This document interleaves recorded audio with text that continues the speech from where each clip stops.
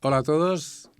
Hoy recibimos a un invitado muy especial en esta casa, José María de Espona, uno de los grandes pioneros en el mundo del 3D en particular, y la razón por la que hoy vamos a hablar con él específicamente de un asunto que está muy vivo en esta casa es de esa relación que viene de lejos, José María, del 3D con la inteligencia artificial y de lo que tú eres uno de los grandes impulsores de este asunto. Cuéntanos un poco de tu historia con estas disciplinas.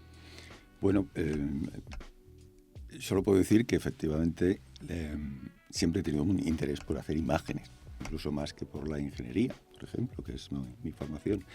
Entonces el camino lógico para alguien que tiene interés por hacer imágenes era la aparición del mundo del 3D, de la infografía, donde de repente una máquina pues era una ayuda enorme para crear imágenes.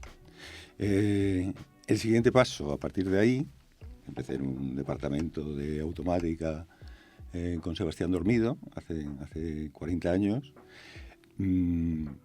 con temas de infografía. A partir de ahí, pues obviamente ya me metí en el mercado del 3D de producción, de televisión y de televisión corporativa, diseño corporativo. Porque tú desde muy pronto empezaste ya a trabajar en los ámbitos de la creatividad utilizando las primeras herramientas del 3D, ¿no? Eso es hasta tal punto que no existían prácticamente empresas que hacían 3D. Estaba muy poca gente. Estaba Félix Vergés, con el que empecé en Telson, que estaban aquí muy cerquita de aquí, en la calle Pradillo, con Vicente Agustí, o sea, con los pioneros, y con Javier Reyes. Y del departamento de 3D de la cátedra de automática de Sebastián Dormido, pues pasé aquí ya a empezar a hacer producción. Y de ahí pues pasé a ser distribuidor de una empresa francesa que era una pionera, es así que sí, del software que usaban, por ejemplo, la gente de Telson, que era Thomson Digital Image, y a partir de ahí pues me fui metiendo cada vez más y más. Y el camino lógico, al igual que era el camino lógico de pasar de la creación de imágenes a la creación de imágenes en 3D, el camino lógico después que vi claramente fue que del 3D había que pasar a la inteligente, porque creo que tiene mucho que ver. Es ahora, después de tantos años, cuando el desarrollo de la inteligencia artificial, sobre todo ahora que se enfoca a la inteligencia artificial general, se ve claramente cuál es la relación con el mundo tridimensional, con el espacio 3D. Hablaremos ahora de eso que sé que te ronda desde hace, bueno, yo creo que casi toda tu vida. 3 décadas. Cuéntame una cosa en un pequeño fast forward. Yo recuerdo que cuando nos conocimos, tú me hablaste de un libro que habías escrito, El Evangelio según las máquinas, que está allí en Amazon, y yo recuerdo que al escribirlo muchas de las cosas que se entreveían ahí ya eran sorprendentemente actuales. Entonces, ese libro, ¿cuándo lo escribiste? Ese fue en el 2010 y fue a posteriori de un libro que es un ensayo sobre tecnología y economía, curiosamente, que se llama Totalitarismo Tecnológico versión 2.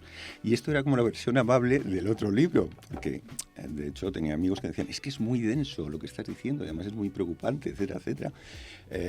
Donde había un trato muy concreto de lo que va a ser la inteligencia artificial, de lo que está siendo ahora y de lo que va a ser inminentemente.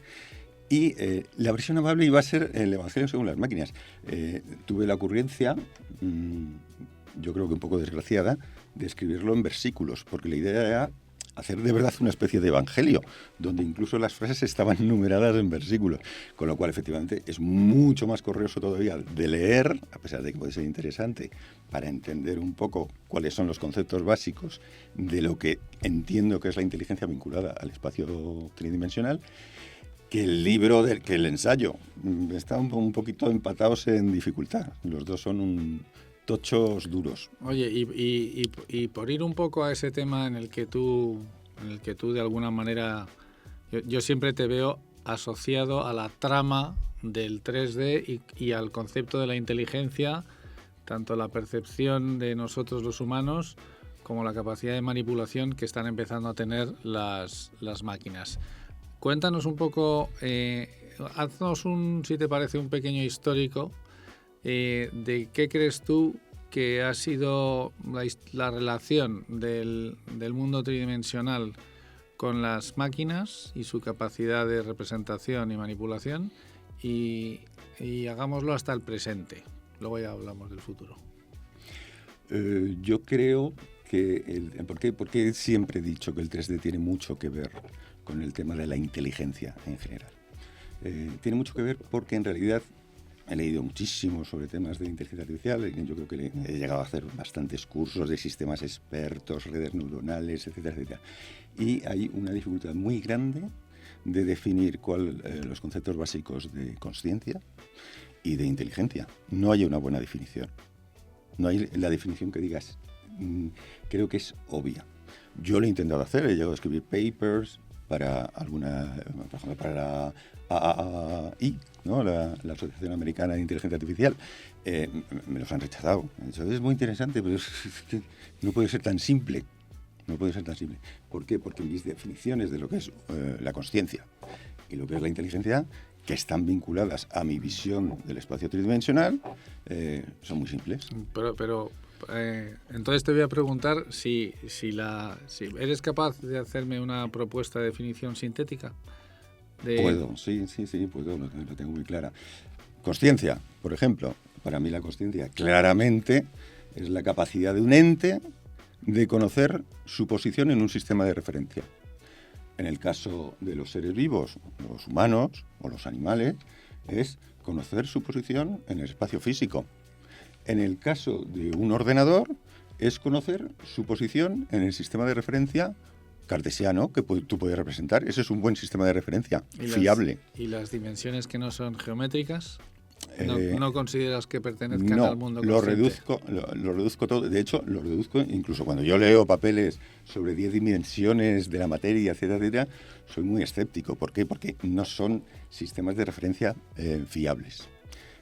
¿Cuál es el problema que tenemos con la inteligencia artificial ahora mismo? Pues el problema que tenemos con el sistema, con la inteligencia artificial actual, es que debido a ello estamos confundiendo los métodos que utilizamos para dar respuesta a los usuarios con la inteligencia, cuando en realidad son trucos matemáticos estadísticos que te dan una solución que parece inteligente, pero en realidad no es inteligente. Los sistemas de inteligencia actuales, por ejemplo, de los modelos de lenguaje, pues simulan ser inteligentes, superan la prueba de Turing, esa de que tú hablas con una máquina y no sabes si es humano o no es humano. Eso ya se ha superado. El problema está en otro lado.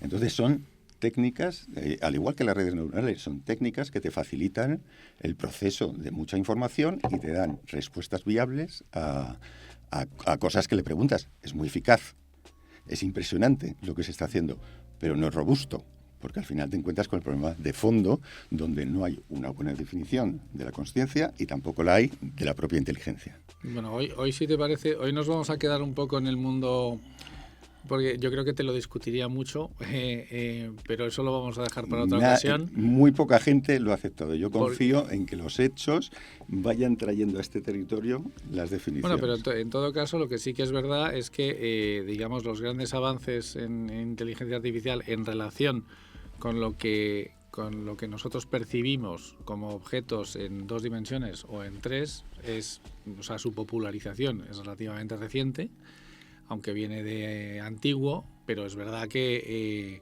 pues podríamos decir que, en fin, que la presentación social, entre comillas, de los grandes modelos hace 2-3 años son un poco un antes y un después, ¿no? Una revolución total. Y yo te quería preguntar un poco, y ahora hablaremos sobre esa obsesión tuya de la capacidad de representar el mundo, que además se está trabajando ahora en muchos de esos temas, pero para la gente que nos ve, que muchos te asocian con una inteligencia artificial muy, muy bajada a tierra, en el sentido de que tú tratas habitualmente con mucha gente que está, por ejemplo, en el diseño de moda, que está en los mundos de producción virtual y que, corrígeme, pero en todos ellos hay un cierto punto de escepticismo, pero a la vez un punto de descubrimiento con lo que están empezando a utilizar ya, digamos, con las manos, ¿no?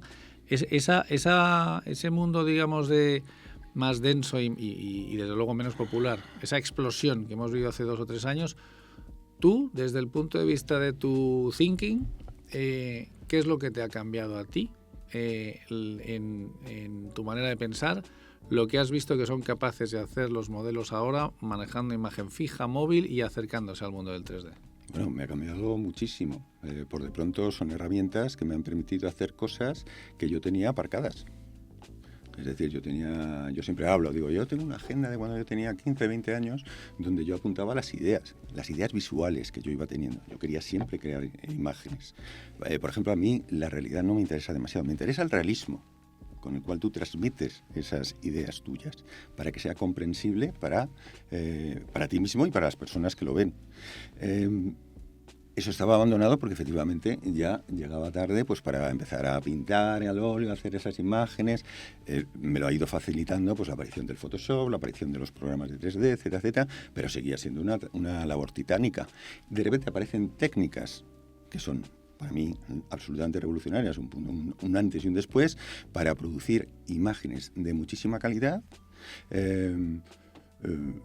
muy rápido.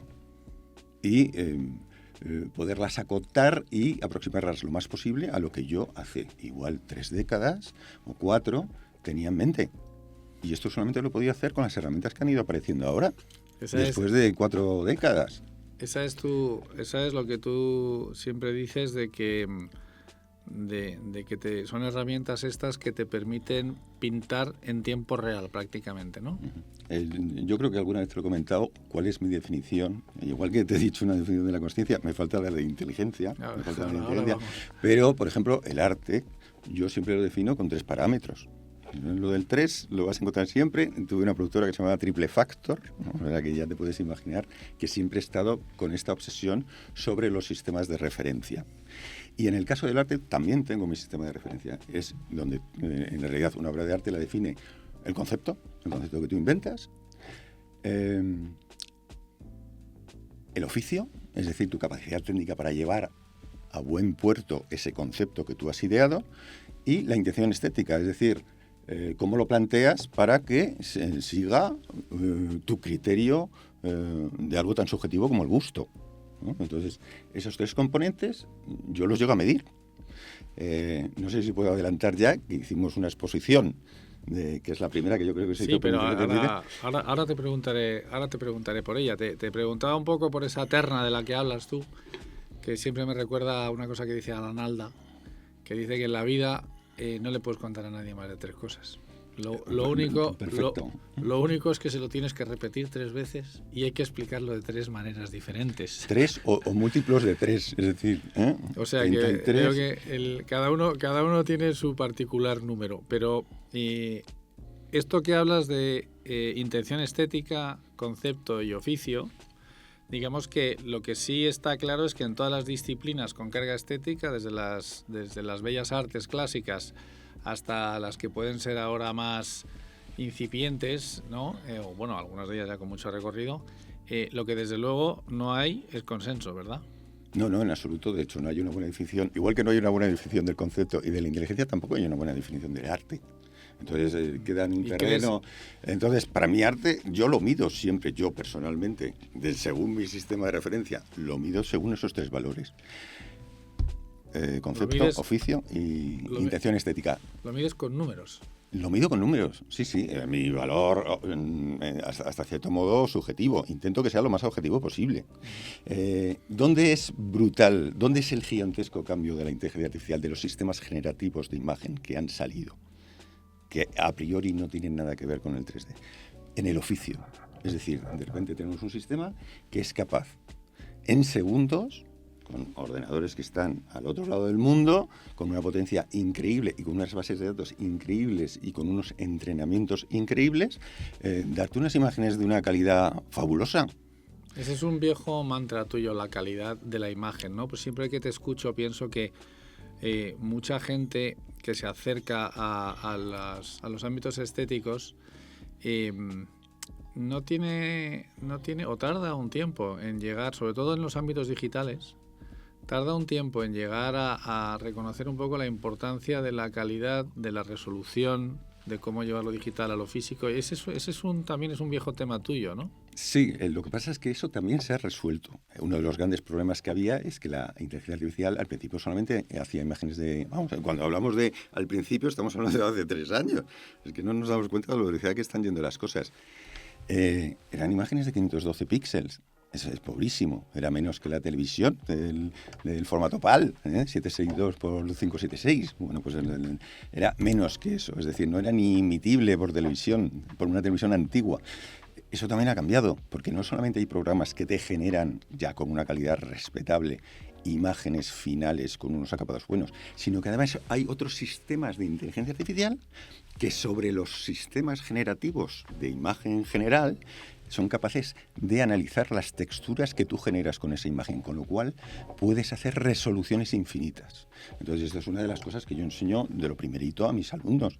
Mucho cuidado con estas técnicas, porque los refugios que normalmente encontraban los artistas, por ejemplo, con el tema de la resolución, han desaparecido.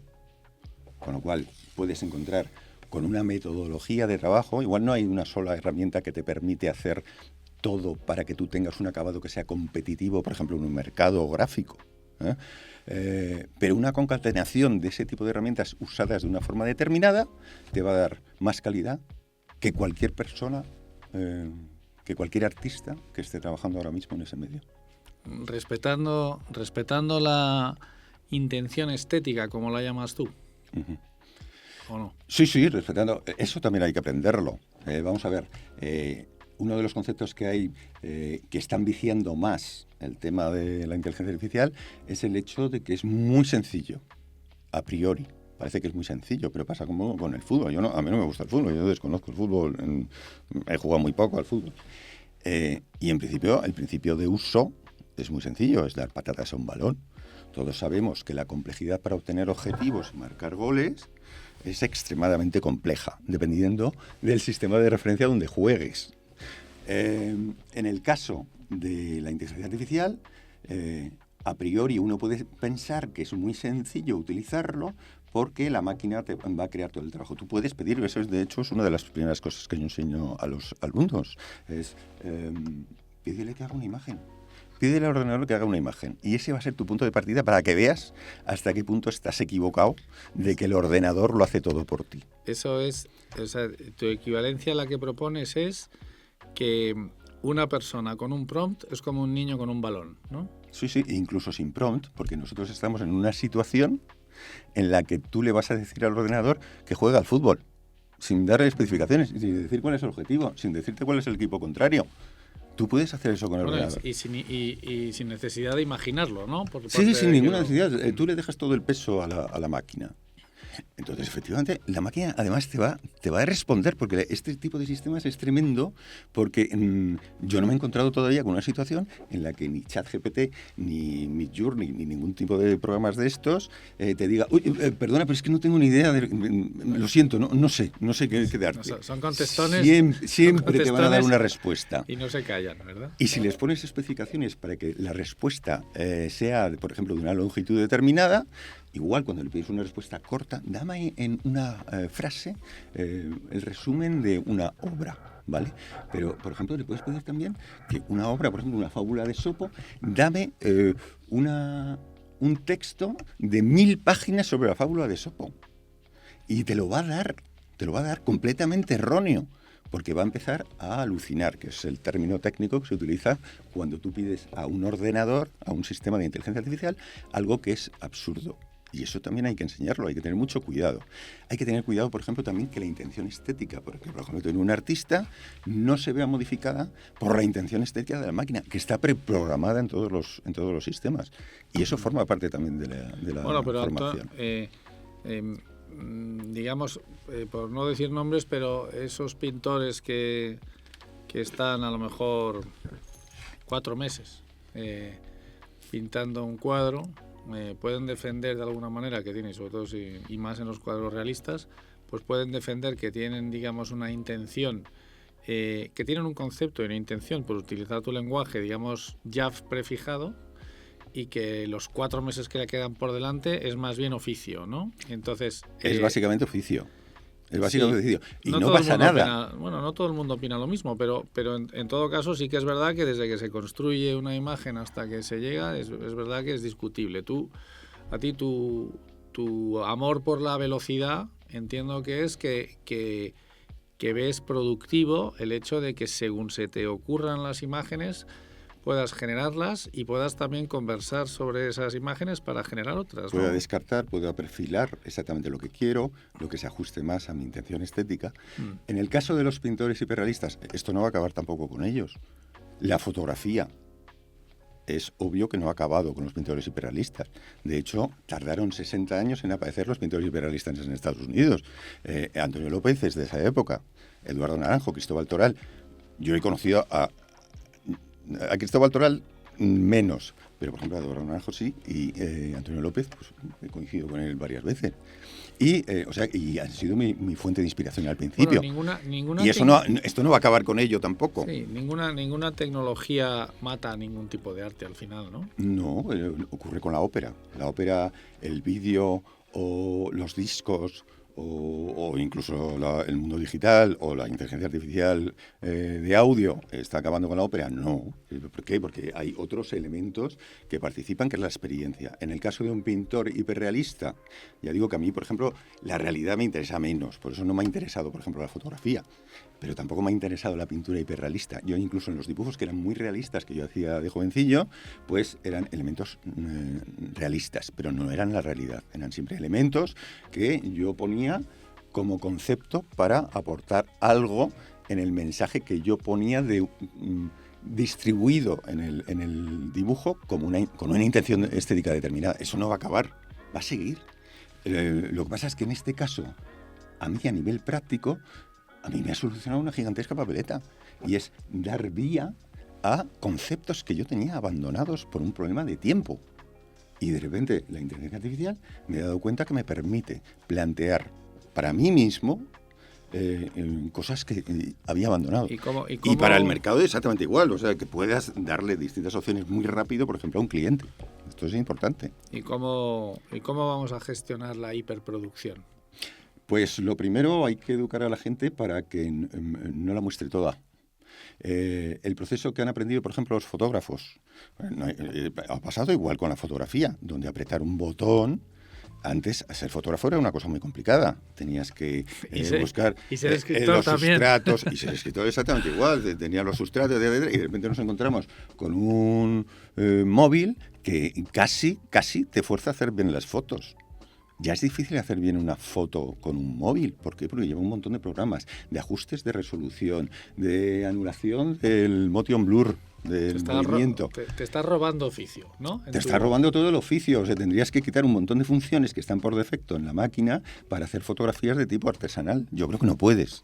No puedes. Te falta el revelado, te falta la sala oscura para hacer los revelados, que eso para mucha gente, el control de la sala oscura es fundamental para sus fotografías. Bueno, pero una cosa que se dice mucho en los sistemas, cuando se habla más propiamente de inteligencia, ahora hablaremos del asunto, bueno, no más propiamente, simplemente cuando se habla de ámbitos que no son necesariamente de imagen, pues siempre ya llevamos unos años, digamos, hablando mucho de que, oye, hay que acostumbrarse a vivir con gente más inteligente que nosotros, que sean gente en forma de máquinas. Bueno, pues en fin, es relativamente nuevo, pero es innegable que son más inteligentes que nosotros, por lo menos en muchos ámbitos, y ya veremos si en todos. Entonces te pregunto, oye, igual que te acostumbras a tener un bibliotecario, a múltiples bibliotecarios, y digamos que ya lo pueden hacer todo por ti, también habrá que acostumbrarse a tener artistas mejores que tú, y que eso tampoco te hace exactamente de menos, ¿no? Pero bueno, esto ya ha pasado también con la pintura, por ejemplo. O sea, la gente tenía atelier. O sea, el atelier de Rubens igual eran 200 personas. Era una barbaridad. Y en realidad Rubens hacía la intención estética. Pero el oficio, al final, caía... Lo subcontrataba a los 200. Lo subcontrataba a los 200, que cada uno hacía una parte especializada de la pintura. Y al final el firmante era Rubens. Luego dicen, no, es de la escuela y tal. Bueno, pues son gente de ese taller que igual han tirado por ahí o se han formado por ahí en una fase y luego han continuado. Luego ha aparecido el autor. el autor total, ¿no? Pues igual que había en el cómic el autor total, que hacía todo, hacía el guión, hacía los dibujos, hacía no sé cuántos, se hacía incluso las separaciones fotomecánicas, como Richard Corben, que también conocí, pues bueno, pero eso no implica que haya un montón de gente en los equipos de realizar una obra de arte de cualquier tipo. Oye, entonces esto es interesante porque podríamos, digamos, o sea, una de las disciplinas que podríamos revivir, o sea, podríamos hacer la versión 2 del atelier de Rubens. Lo que pasa es que sería María Fernández con 200 copilotos. O con 5.000. Bueno, sí. O sea, y si estamos hablando, ¿cuánto tiene ahora de parámetros, por ejemplo, un buen modelo de lenguaje? Pues no, igual tiene pero que los 3 millones de parámetros. Bueno, cada uno de esos parámetros es un agente. Pero se podrán especializar, eso digo. O sea, que tú sí, también... sí, además están especializados, sí, según qué áreas, y van apareciendo herramientas de inteligencia artificial cada vez más especializadas. ¿Se parece esto un poco, crees tú, al director de orquesta? Que él no produce exactamente la música, pero desde luego la intención la pone. El concepto quizás está subcontratado al compositor, pero luego al final los que producen la música son los músicos que están sentados en el otro lado, ¿no? Eso es, sí, pero al final, no vuelvo a decir lo mismo, hay alguien que tiene que tener el concepto de la melodía, tiene que saber cómo pedírselo a la gente que va a hacer la ejecución, y luego está el que decide si ese resultado que te da la ejecución de los operantes en la platea es buena o es mala. Si tiene esa intención sonora, en este caso, que apruebe, o sea, es más que el director. Es más que director, sí, porque está la parte del concepto anterior. Ahora, el concepto de la velocidad también tiene el tema de que la obra gráfica, el diseño en general, etcétera, tal, digamos, antes estaba más limitado a que modificarlo una vez santificado, por así decir, era más complicado. Pero ahora, digamos, vamos a vivir un tiempo donde la posibilidad de que aquello mute sin parar, pues va a ser más natural, ¿no? Porque bueno, habrá que hacer vacas sagradas, de decir, hasta aquí ya se acabó, porque en realidad la facilidad de seguir evolucionando cualquier cosa que tenga un ámbito estético, pues, digamos, no estamos más que empezando, ¿no? Estamos empezando y lo que viene es muy gordo. Entonces, cuanto antes conozcas las capacidades de oficio que tienen este tipo de sistemas, va a ser mejor para ti y seguramente para el resto también. Oye, porque se está produciendo mucha basura, esto hay que decirlo también. Volviendo al niño, sí, la hiperproducción de basura, esa es un gran peligro. Eso sí, es una cosa que luego hablaremos de eso. Oye, me ha gustado mucho la analogía del niño con el balón y una mujer de edad cualquiera, un chico, en fin, una persona con un prompt. No, entonces, hay una cosa que siempre te escucho hablar de la técnica del acorralamiento del prompt, si la digo bien, que es, digamos, eso que estás tratando tú ahora del oficio de saber pintar con palabras, ¿no? Es saber comunicarte con la máquina para que la máquina pinte de la forma adecuada. Eso es un prompt, en realidad. Sí, bueno, pues un prompt al final es una representación simbólica y tú tienes que usar el lenguaje de la manera en que esa conversación sea productiva y lleves tú a la máquina por donde tú quieres. A mi sitio, a donde yo quiero. A veces la máquina te sorprende. Hay que dejar un margen porque la máquina es cierto que puede darte respuestas que son incluso mejores de lo que tú esperabas. Entonces, una de las cosas que son fascinantes de la inteligencia artificial y es que a veces te da opciones y dices, oye, pues por aquí igual. Entonces es cierto que hay una aportación clara de la máquina que efectivamente está buscando estadísticamente una respuesta que obviamente tú no tienes una cultura tan extensa como para dominar absolutamente todo lo que te puede proponer una máquina. Entonces, o sea que hay también hay que reconocerlo, ¿eh? Entonces, hay que aprender a valorar exactamente qué es lo que da el ser humano cuando está creando en cualquier ámbito con un sistema de inteligencia artificial de este tipo. Sí, porque venimos, corrígeme, pero venimos pensando que el ser humano es el fin de la evolución y, en fin, pues a la vista está que parece que no, ¿no? Sobre todo, hombre, yo estoy interesado no solamente en el terreno de las técnicas generativas, ya digo que estoy muy interesado en lo que creo que es inminente, que es la implicación del mundo 3D junto con las técnicas generativas, y luego viene otro que cuidadito, porque cada vez está más claro que, por ejemplo, ¿qué pasa con los sistemas de inteligencia artificial que van a estar basados en la réplica del sistema nervioso humano? de lo que se llama el conectoma. Bueno, pero espera, antes de ir al cuerpo Ahí, humano, te fíjate si hay freno. futuro. Pero te freno porque este es un poco uno de los temas que quería yo hablar contigo y lo acabas de mencionar. A ver, corrígeme, pero ahora mismo los grandes modelos multimodales manejan texto, datos, imagen fija, incipientemente imagen móvil, ¿no?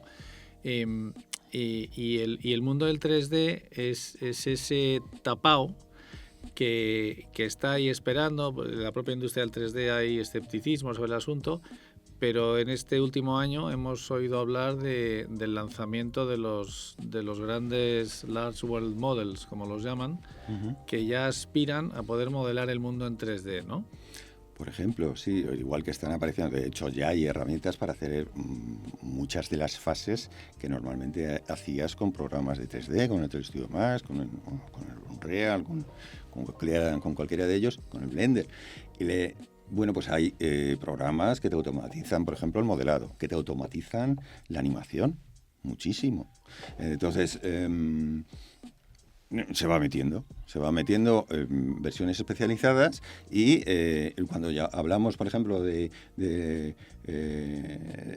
modelos multimodales de lenguaje, o grandes modelos multimodales, efectivamente no solamente tenemos la parte de imagen, como es ahora mismo, la situación ahora mismo todavía no está metido el 3D, pero es inminente que va a estar metido. Entonces ahí es donde van a tener peso pues definiciones parecidas a lo que llevo diciendo 3 décadas.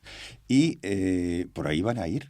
Entonces, cuando hablamos de legislación de todo eso, por ejemplo, pues vamos a ver lo que pasa en los próximos años, porque si este tipo de sistemas, este tipo de técnicas estadísticas, como son las generativas, se meten en todas las aplicaciones, si, por ejemplo, impedimos que no se pueda registrar lo que un autor humano genera o crea de verdad, porque ha puesto el concepto y ha puesto la intención estética en la decisión de lo que queda al final, pues vamos a tener muchos problemas, por ejemplo, en los registros de propiedad intelectual, porque no vamos a poder registrar ni un tornillo, porque seguramente en alguna fase ha participado un sistema de inteligencia artificial para hacer una buena definición del objeto. Sí, esto creo que el que lo predijo mejor era Billy Wilder a propósito del festín de los abogados, digamos que tienen asegurado un campo esplendoroso, pero fuera de eso todo es incertidumbre, ¿no? Pero a ver, para los que nos puedan escuchar y tengan interés, ¿cuál es la dificultad? O lo digo de otra manera. Hay mucha información y cualquiera en YouTube te puedes encontrar una explicación, a veces muy buenas, que te simplifican un poco la idea de decirle, oye, mira, a base de entrenar con fotos de gatitos, pues más o menos cualquier persona puede llegar a intuir que a base de mucho gatito y mucha repetición, pues dices, bueno, pues ya entiendo por qué una máquina es capaz de reconocer un gatito o incluso de proponérmelo. Pero, ¿cuál es la dificultad que tiene eso cuando lo llevas al mundo del 3D? Es porque no está integrado el procedimiento por cual se hace. Por ejemplo, en el caso de los largos modelos de lenguaje, pues hay una técnica estadística que vincula unas palabras con otras. Entonces busca las posibilidades, y no son unas palabras con otras, unas frases con otras, qué atención tiene en un conjunto enorme de textos, qué partes son las más interesantes, las menos interesantes, lo que son los transformers, ¿vale? En el caso de la imagen, tenemos por un lado la segmentación, que es lo primero. A mí me interesa mucho que mis alumnos, por ejemplo, entiendan cuál es el mecanismo, sin entrar en divertículos técnicos, cuál es el mecanismo de generación de imágenes, cómo es posible que genere ese tipo de imágenes. Me parece un milagro. Y está basado en la segmentación, que es una técnica que se conoce del mundo médico desde hace 10 años aproximadamente, que es capaz de identificar lo que hay en una fotografía, por ejemplo. Y a partir de ahí puede hacer un análisis y puede después mezclarlo con una técnica que es la difusión y generar una imagen nueva, que no es en realidad copia de nada de lo que hay antes, si tú no se lo has pedido específicamente. Es decir, el delito, por ejemplo, de copia, que tanto se quejan los artistas, está más en el usuario. Bueno, si tú le pides a un sistema de inteligencia artificial que te haga una Mona Lisa lo más fidedigna posible en el prompt, pues te va a dar la Mona Lisa. Entonces el delito no lo está haciendo el sistema de inteligencia artificial, lo estás haciendo tú que has pedido mal las cosas. Bueno, pues en el caso del 3D no está claramente hecho el camino de cómo implementar esa comprensión que te permite el sistema de referencia espacial en el sistema de inteligencia generativa. No está hecho a día de hoy. Sé que hay empresas que están trasteando, ¿no? Estos de New World o como se llaman, ¿no? Estos que me enseñaste, ¿no? Pero la verdad es que no sé el camino que tienen, porque todavía no he visto, entraba en su página, he estado mirando, no tienen una buena definición de lo que es concepto, ni de lo que es inteligencia, o sea, de lo que es, consciencia, ni de lo que es inteligencia. Pero de todas maneras, la capacidad de poder representar geométricamente el mundo no parece que esté lejos. Eso tardará un poquito, pero no ya está en ello. Mucho. Lo vemos, por ejemplo, en los vídeos. O sea, los vídeos generativos que está viendo ahora, está claro que hacen su apoyo, por ejemplo, en sistemas de tiempo real como el Unreal. Entonces, en una parte de la composición que hacen de los vídeos, generan también vídeos de simulación dinámica de lo que estás pidiendo con el prompt. Entonces, claramente está metiéndose mucho en la comprensión. Y es por ahí por donde va a entrar el camino. Al final, de repente nos encontramos, oye, pues aquí pasa un poco con los vehículos, con la conducción automática de vehículos. De repente, un coche es consciente de su posición en el espacio, en el sistema de referencia físico del mundo, y luego tiene una inteligencia suficiente para conducirse por esas vías. Porque tienes unos programas que analizan ese mundo que tienes en tu entorno, igual que un animal, igual que un perro. Y puedes dar decisiones verdaderamente inteligentes en ese mundo para conducir tu coche solo. Pues esto hay que llevarlo a los modelos generativos y combinarlo. Pero antes hay que hacer muchos cambios porque puede ser muy peligroso. Porque ahí sí que vamos a tener sistemas inteligentes. Y si te parece, te voy a hacer alguna pregunta que en esta casa que tenemos mucha gente vinculada a un mundo que muchas veces no se entiende bien, porque para las palabras ahora las carga el diablo mucho más de los que los solía cargar, corrígeme. Y entonces hay una palabra que es la moda, que cada uno la lleva a su barrio, pero una de las características que tiene el mundo de la moda es que se mete por debajo de las puertas y entra en cualquier cosa. Entonces, en el mundo de la moda hay mucha preocupación por hasta qué punto la inteligencia artificial es un aliado. Hay las personas que están más cerca, por ejemplo, de la geometría, de la técnica, que como todavía las soluciones comerciales pues son un poco torpes con este asunto, pues tienen un poquito más de desconfianza. Es decir, oye, todavía esto está lejos de que yo pueda pedirle a un motor que me saque un patrón ya que obedezca a mis instrucciones. Si estoy en el ámbito del diseño, todavía me alucina un poquito y se me va o de posición, o de geometría, o me inventa manos... O de presupuesto. O de presupuesto. O de cambios en el sistema productivo. Entonces, tienes que tener en cuenta el sistema productivo para saber lo que se puede y lo que no se puede hacer. Pero para el ámbito, digamos, que cubre todo el ámbito textil en un sentido muy amplio, la moda desde el punto de vista de la vestimenta en todos los ámbitos, y también lo que es el humano digital, que yo siempre estoy con el tema de que es un producto, es moda ese producto, es un humano digital que cada centímetro cuadrado es moda. Entonces, en esos tres ámbitos, si me permites clasificarlos así, ¿dónde ves tú que se está utilizando más? ¿Qué restricciones ves actualmente y hacia dónde crees que va a evolucionar eso? Bueno, yo creo que ahora mismo es obvio que donde es una ayuda enorme los sistemas generativos de imagen es en la fase conceptual. Es decir, con muy pocas especificaciones puedes o bien proponer a la máquina que haga una respuesta, una propuesta que tú vas a aceptar o vas a descartar, vas a seguir ese camino, no lo vas a seguir. O puedes analizar también, por ejemplo, eso es muy importante, puedes analizar de la competencia, puedes hacer peticiones generales a un sistema de lenguaje, no de imagen, de lenguaje, cuáles son las expectativas de desarrollo de tus competidores, por ejemplo. Es decir, en muchas áreas ya es suficientemente valioso lo que aportan las técnicas generativas tal como están desarrolladas ahora mismo. Tienen un potencial brutal, es decir, una capacidad de análisis de lo que puede ser que hagan, por ejemplo, tus competidores, ver si sigues ese mismo camino, si abortas el camino de producción de tus competidores o si haces uno nuevo, porque tú mismo puedes llegar a analizar si eso va a tener o no impacto en el mercado real. Fíjate si es importante, es decir, planificaciones generales los modelos que hay ahora mismo te pueden aportar muchísimo. Hemos hecho pruebas, yo lo hago con mis alumnos, y es obvio que son muy valiosos. Y luego en la fase conceptual que tú puedas dar para evaluar si es viable o no es viable, si se ajusta o no, se ajusta a tus procesos de producción, es decir, son grandes valores que te permiten hacer un diseño partiendo de cero, a partir de una cuartilla, que también lo puedes seguir haciendo y te va a facilitar fases en las cuales pasas de un dibujo de línea a un acabado final, por ejemplo, y hay herramientas muy buenas para darte un acabado final. Es decir, en las fases conceptuales y de evaluación y de planificación de la producción ya son una gigantesca ayuda. Falta efectivamente el desarrollo hacia el mundo físico real, donde tú puedas tener, por ejemplo, conocimiento de las dimensiones reales para hacer diseños a medida a determinados usuarios, lo que sería la alta costura, o lo más genérico posible para que se ajusten a los modelos que estadísticamente son más productivos, en el sentido de que puedes generar para ellos gran cantidad de material. Pero volviendo a ahora, digamos que vivimos la explosión de los agentes y que hay una progresiva especialización de las técnicas que son aplicables a todos estos mundos. Esa figura que decías antes del maestro del taller con oficiales, especialistas, para que puedan, por ejemplo, representar tejidos en alta definición, que antes hablabas de calidad.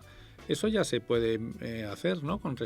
Restringiendo más o menos la superficie de donde se opera. O sea, hay muchas herramientas que ya empiezan a ser no solamente la parte de conceptualización, ¿no? Sí, bueno, yo sé que, por ejemplo, en algunos de los programas comerciales, no voy a citar ninguno, pero los programas comerciales de diseño 3D ya hay ese tipo de parámetros, por ejemplo, para saber que no solamente tienes el material que tú defines a nivel visual, tienes el material que tú defines a nivel, por ejemplo, de resistencias, si el modelo va a ser o no, en función del tamaño, va a aguantar. O sea, igual no puedes hacer en seda un modelo enorme porque vas a tener desgarros. Bueno, pues eso son cálculos estructurales que ya están implícitos a la hora de elegir materiales cuando tú estás diseñando en 3D, en los programas de 3D. Entonces, eso mismo llevado al terreno de la imagen generativa, obviamente también lo puedes tener en cuenta. No está todavía esa fase hecha, igual que no está la parte de patronaje todavía bien solventada. No lo está. ¿Por qué? Pues porque también hay que estar muy atento, por ejemplo, a los estándares de fabricación de las máquinas, no solamente de los procesos manuales que tú puedas tener con pocas especificaciones para enviarlo, yo que sé, a Bangladesh para que te produzcan tu tirada de producto final, pero, por ejemplo, con las máquinas que hay en el mercado estándar para hacer los cortes de los patrones, para el aprovechamiento de los sí, que eso es un tema que viene de largo, ¿no? Claro, que viene de largo y que nosotros, fíjate, cuando estábamos en REN con Javier, que nos invitaban a Burdeos, que estaba uno de los mayores fabricantes de máquinas de corte de tejidos para la industria textil y tal, y no sé qué, era su interés, porque para ellos es un interés, fíjate que no era ni las texturas ni la imagen final, era cómo distribuir, por ejemplo, las piezas en una superficie, para que sea el menos gasto posible de tela que no vas a usar. Oye, ¿y los humanos digitales consideras que son objetos 3D de lo más complejo que hay o no especialmente? Lo ha sido. Yo recuerdo haber leído, es muy curioso porque me ha permitido ser muy escéptico, por ejemplo, con las cosas que decían que eran imposibles. Yo recuerdo perfectamente haber visto presentaciones en el SIGGRAPH, allí en Los Ángeles, diciendo que estos son los montes Everest del mundo 3D. Pues te enseñaban, por ejemplo, un gato, te enseñaban el pelaje del gato y te enseñaban humanos. Un humano es imposible, es una complejidad, es imposible. También había gente que decía hace 30 años que era imposible hacer una reproducción del mundo real, porque las técnicas de ray tracing con las máquinas que había entonces, e incluso haciendo la proyección de la ley de Moore, de lo que se iba a poder computar al cabo de los años, era inviable, porque se necesitaba un nivel de cómputo tan enorme que jamás podríamos hacer la imagen del mundo real en tiempo real. Y ahí está un real, ahí están cantidad de aplicaciones que te permiten hacer una revolución absolutamente exacta con NVIDIA, con todo este tipo de procesadores gráficos de pipeline que te dan una potencia de cálculo de teraflops, pues están ahí. Y lo he visto que se ha caído. Y con los humanos pasa exactamente igual. Sí, siempre que oigo palabras así como los teraflops o los siempre me acuerdo del hombre de las cavernas, que en algún momento oyó hablar del carboncillo. Entonces siempre digo, bueno, pues de aquí a 2000 años, madre mía, a ver dónde irá esto. Oye, has mencionado una cosa antes que me gustaría comentar, que es aquella que te acuerdas cuando estuvimos hablando ahí, pues pues hace ya año y medio o por ahí, de hacer aquella exposición, porque estábamos tratando estos temas y la capacidad de las máquinas para llevar a cabo esa terna tuya del concepto y el oficio y la intención estética. Y hicimos aquella exposición, Resurreccia la llamaste. Resurreccia, sí. Y cuéntanos un poco, ¿por qué Resurreccia? Bueno, pues porque de repente cualquiera que tenga una formación en artes, pues hemos visto cómo se han ido descartando, por ejemplo, la pintura del siglo XIX, la pintura académica, que fue un poco una respuesta a la fotografía, es decir, a una aparición técnica que era la fotografía, que de repente hacía una revolución del mundo real absolutamente fabulosa, y entonces dejaba de tener sentido hacer una representación del mundo real. ¿Cuál fue la respuesta de la academia? Hacerlo mejor que la fotografía. Primero vamos a poner color, que todavía no hay color en la fotografía. Y luego vamos a hacer un nivel de definición brutal. Y entonces la academia, el interés que tenía era en la mejor representación posible, no ya de la realidad, sino que se empezaba a colar la ficción. O sea, ya no interesaba tanto la reproducción de la realidad como la tenía Ingres, que hacía unos retratos que en realidad eran una trampa porque estaba con cámara oscura y con cámara clara, ¿no? Que era una lente que tú te ponías delante de los ojos con un prisma que te permitía ver la realidad y el papel al mismo tiempo, y podías hacer un calco de la realidad, de colores y de todo. Entonces era el contraataque, era la reacción a la aparición de la fotografía. Hasta que hubo un momento en que, bueno, no, vamos a ver, el arte son más cosas, pumba. Y entonces empiezan a aparecer, pues, el arte abstracto, el expresionismo, y todos los movimientos que hemos tenido hasta ahora, el constructivismo, etcétera, etcétera. ¿Qué ha pasado con esto de la inteligencia artificial? Que de repente las estéticas que están, donde están entrenadas las máquinas, donde están entrenados los modelos generativos, de repente están resucitando estéticas que estaban sepultadas hace 100 años. Volvemos a la academia. O sea, la inmensa mayoría, a mí me viene bien, pero hay mucho material que efectivamente es lo peor de la academia. Es decir, es volver a la imagen Pompier, es volver a un barroquismo salvaje. O sea, tenemos un barroquismo salvaje, y no solamente en la imagen, lo estamos teniendo en las esculturas. O sea, si ves lo que está pasando, por ejemplo, con el mercado de 3D print, de impresión de esculturas, de repente son unos grados de barroquismo que a mí estéticamente, por ejemplo, no tiene nada que ver con mi intención estética. De puro barroco, bueno, de puro relamido. Y con la pintura pasa igual. Resucitan cosas y nacen otras nuevas. Eso no, y se vuelven a morir. O sea, que eso no creo que vaya a parar. En ningún Pero momento, ha dado camino. Es decir, la explicación del título de la exposición era porque, oye, mira tú por dónde. Esto ya no tiene nada. De repente, ¿dónde está el Constitución? ¿Dónde está Francis Bacon? ¿Dónde está...? Aquí no está.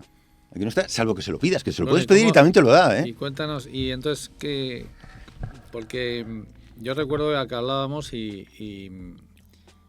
tú me contabas un poco lo que ibas haciendo y me ibas enseñando las imágenes y tal, y luego al final, pues hiciste una selección donde estuvimos hablando, porque a mí me tocaba coordinar el concierto de críticos que iban a juzgar tu obra, que algún día, bueno, ahora lo pondremos por aquí en el YouTube, dejaremos algún link para que se pueda leer. Muy interesante.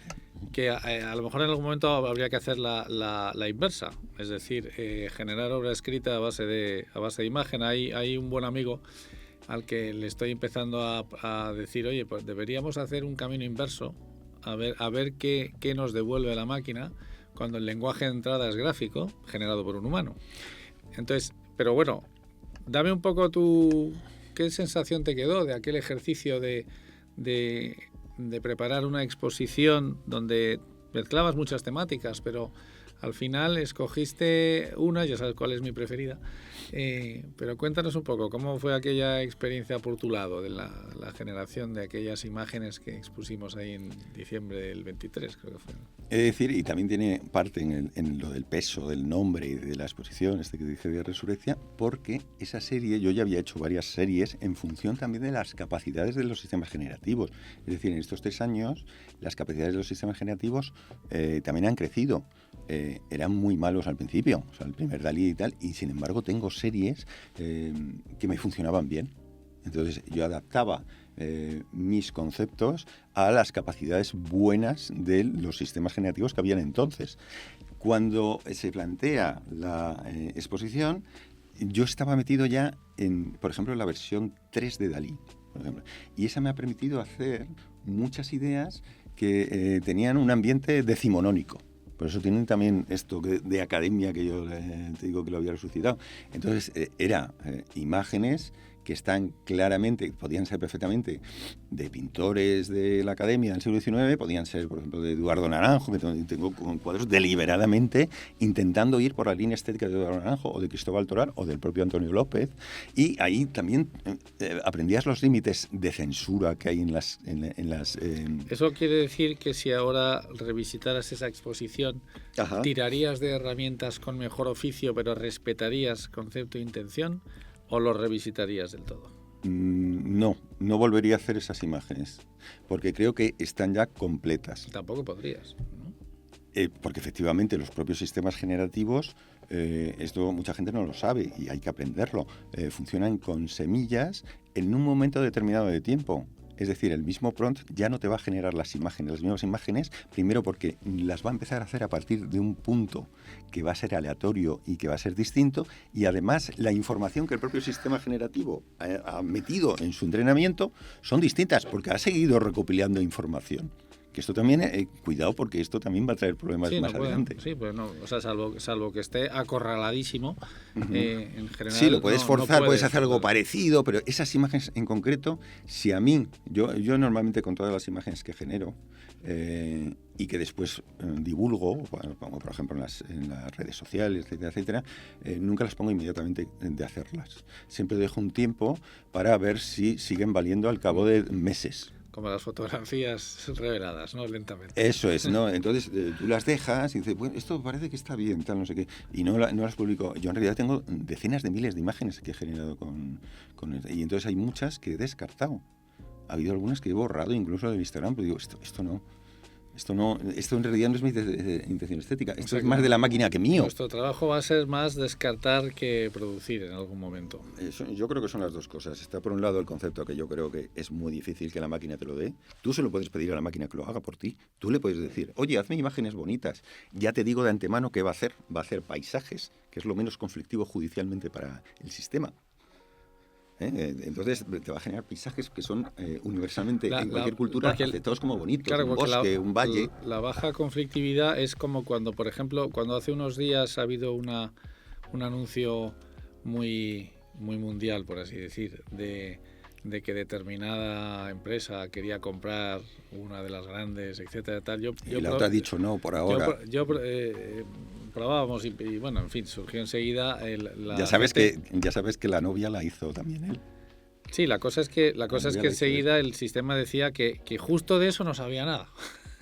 Entonces quiero decir que a propósito de la no conflictividad, el lenguaje políticamente correcto tiene mucha presencia en lo visual, ¿verdad?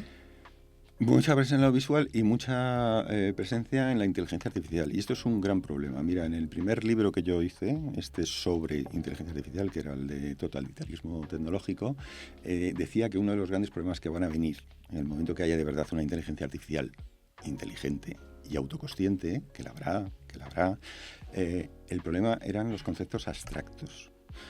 ¿Por qué decía eso? Porque no hay ninguna discusión sobre... Ahora sí lo puede haber porque hay muchos diseños de silla, hay miles y miles de diseños de silla, pero todos sabemos que tiene una funcionalidad exacta, que es sentarse. Entonces hay poca discusión sobre eso. Sobre un concepto abstracto como puede ser la libertad, la belleza, etcétera, etcétera, hay demasiados condicionantes del programador, ideológicos. Y esto tiene un enorme peso ahora mismo, tanto para la censura que hay implícita en los sistemas de inteligencia artificial, que también es una de las cosas que hay que enseñar, hasta qué punto es un abuso, hasta qué punto puedes con tu metodología evitarlos, cuándo es el momento de saltar a otra aplicación, etcétera. Estas son las cosas que realmente son interesantes de enseñar a los artistas, porque lo que tiene que primar en cualquier caso es tu concepto y tu intención estética. Y luego, si la máquina, por cualquier cosa, tu sistema de inteligencia artificial es un estorbo, el oficio es un estorbo, bien porque no está haciendo lo que tú quieres, o bien porque te está censurando o te está amputando tu concepto o tu intención estética, tienes que cambiar. Y eso es lo que hay que aprender. Bueno, eso en las artes, y en el mundo del diseño hay otro factor en general, que es el mercado, que es la demanda, que es otra restricción. Y digamos que no deja de ser una restricción creativa, ¿no? Se parece mucho a la censura de otra manera, no es, a lo mejor no es política, o sí lo es, de modos indirectos, pero bueno, se puede entender como un componente de censura, ¿no? Tú fíjate que yo he llegado a ver entre los alumnos, por ejemplo, que una de las mayores frustraciones que puede tener un artista en general es que efectivamente los procesos productivos, por ejemplo en el mundo de la moda, te alejen de tus conceptos. O te alejan de tal. ¿Por qué? Porque al final resulta que la persona que tiene que decidir cuáles son los procesos de producción para una campaña, pues tiene que tener en cuenta pues, la maquinaria, el tipo de telas que hay disponibles en el mercado. Hay un montón de valores que tú cuando estás haciendo el diseño conceptual no tienes.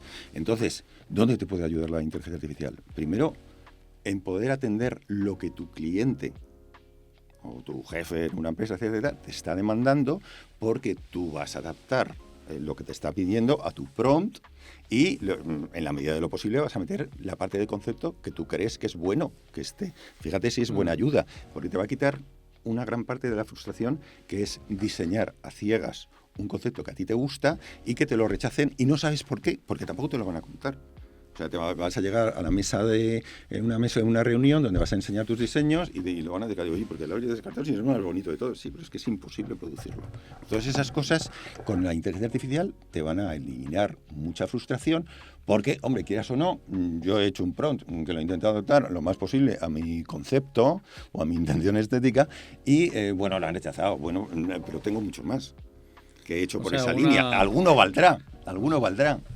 En fin, el diseño como conversación, ¿no? Ahora entre humanos y máquinas, humáquinas los llama Javier. Y, oye, tendremos que ir cerrando, pero te voy a pedir alguna sugerencia para, en fin, la gente que tenemos, ya sabes, cerca, que está interesada por la tecnocreatividad, que creo yo que pocos mundos como este lo ilustran. ¿Cuál sería tu sugerencia para la gente que ya está empezando a perderle el miedo a utilizar las herramientas, y luego, sobre todo, los profesionales que la necesitan, que necesitan ese punto de obediencia, como los talleres barrocos que mencionabas antes, de que los ayudantes tenían que respetar al maestro? ¿Tú qué les recomiendas, digamos, para los próximos años, a los que todavía no se han lanzado y los que ya están dentro? Para cualquier área creativa es un gran error táctico ignorar lo que está pasando, porque va a tener repercusiones seguro en tu vida futura. Es decir, si tú ignoras esto, luego podrás hacer lo que quieras, pero es necesario saber que están esas herramientas, no solamente en la parte creativa pura de un artista que está solo en el mundo y tal, y no sé qué, y que tiene, al final ha convencido una galería de arte y tal, igual ahí no hay conflicto, ahí haz lo que quieras. Haz lo que quieras y si sigue funcionando en tu mercado, perfecto. Si la galería te dice, oye, adelante, no pasa nada. Pero normalmente en lo que es el diseño visual, por supuesto, es que no nos olvidamos no solamente del mundo de la moda, donde hay unas exigencias determinadas de la demanda, en el mundo del vídeo, cuidado que lo que está ocurriendo ahora en el mundo del vídeo, así como te digo que en el caso de la imagen fija ya está en madurez total, es decir, puedes hacer absolutamente, prácticamente cualquier cosa que tú quieras, ¿vale? Y lo puedes hacer según tu intención estética, de lo que quieras. Si conoces la metodología de trabajo para llegar hasta ahí, puedes hacerlo. Tienes que conocerlo. O sea, es una gran barbaridad ignorar, por ejemplo, o ser retratista si no conoces la fotografía. Es una gran barbaridad. O sea, tú te vas al mundo real y empiezas a hacer retratos y quieres hacer un retrato súper real y ni Ingres lo hacía. Tenía que buscar una técnica física para lo del... ¿cómo se llamaba el libro aquel de del pintor inglés, ¿no? Esto de el conocimiento secreto, ¿no? Que es donde revela y demuestra que efectivamente Velázquez y absolutamente todos conocían una técnica física de espejos, de lentes, de tal, de no sé qué, de cámaras oscuras, para hacer lo que hacían. Entonces, ignorar eso te sacaba del mercado de retratista, por ejemplo. Pues ahora es un poco igual. Si ignoras la fotografía, pues hombre, si eres retratista, te puedes apoyar en fotografías. Y aquí, si quieres hacer imágenes de cualquier tipo, no tienen por qué ser realistas, pueden ser de cualquier tipo, ignoras que puede ser parte de tu proceso creativo también, para evaluar y para descartar, sí, por que ejemplo. que ya no tiene sentido no manejarlo, ¿no? No Bueno, tiene sentido. Hay un problema ideológico, quiero decirlo, lo voy a aprovechar. Hay un problema ideológico que está contaminando muchísimo el tema del uso de la inteligencia artificial. Y ya el otro día leí un artículo que era muy interesante, en el cual decía que sectores ideológicos estaban haciendo con el uso de la inteligencia artificial para crear contenido, por ejemplo, político, y el otro había renunciado a hacerlo por un tema de principios. No, es que esto usa el material de muchos artistas y es un peligro para nosotros y tal, no sé cuántos. Entonces, todo un sector ideológico se ha autoeliminado de la producción de contenidos, que es la que está teniendo éxito en las redes, por ejemplo. Con lo cual, solamente la presencia de un sector, que es el que, igual sin tener conocimientos artísticos, sin tener tal, pero de repente, sin tener ningún tipo de complejo, ha empezado a crear contenidos a velocidad de órdago, contenidos de un acabado con un oficio brutal, que es el que te dan los sistemas de inteligencia artificial, y de repente estás autoeliminándote de una competencia que es la creación de contenidos para redes. Te estás sacando de ahí. Y entonces lo estás dejando en un ámbito más tradicional, lo que quieras, pero no tiene el mismo impacto que lo otro, que es brutal, que lo estás viendo, que estás viendo los políticos despedazados por ahí. Es un cambio radical. Siempre me acuerdo de Randall Munroe con su cómic de XKCD, que decía que, bueno, que al final, también cuando se inventó Photoshop, parecía que era el fin del todo mundo. Iba a ser falso y tal, y luego las bueno, cosas todos los artistas de aerógrafo te dirían que sí, es verdad, fue una mierda. Yo me recuerdo haber hablado con Vicente Segreyes cuando le compramos los derechos del Mercenario, que era un cómic que él había hecho y tal, un tío que pintaba al óleo los cómics, de Cimoc, de la editorial Norma. Y fuimos a su casa, nos invitó a una paella, tal, no sé cuántos. Y entonces, según le contábamos lo que estábamos haciendo con 3D, no con inteligencia artificial, con 3D, dice, jo, esto es el fin. Claro, porque él veía su miedo. Y digo, no, pero ¿por qué te preocupas si tu estética es imposible de imitar? Es imposible de imitar. Tu intención estética es imposible de imitar a día de hoy. Sí, pues si quieres lo vamos a dejar aquí, porque habrá más que hablar. Tendremos que hablar de humanos en 3D, de humanos, digamos, ya muy sofisticados y tal, pero me voy a quedar con esa frase que si me permites trasladarla un poco al momento actual, viene a ser que el fin es el principio. Así que muchas gracias, José María, por ilustrarnos esta vez con las palabras. La próxima vez probablemente tengamos que hacerlo al revés y seguimos hablando. Muy bien, perfecto, pues muchas gracias.